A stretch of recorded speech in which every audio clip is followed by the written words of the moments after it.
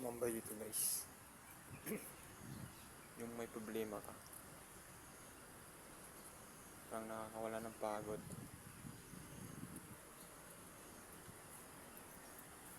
makikita mo lang yung mga kapaligiran, yung ating nature.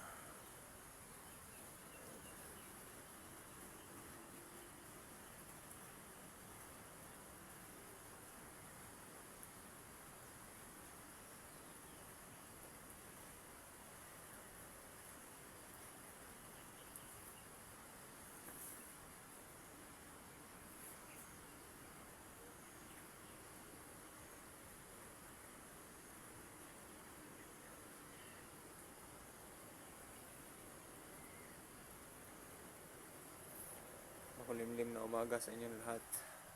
First day of school ngayon ng mga bata. Kaya tayo tuloy sa pagtatrabaho. God bless us all sa ating lahat.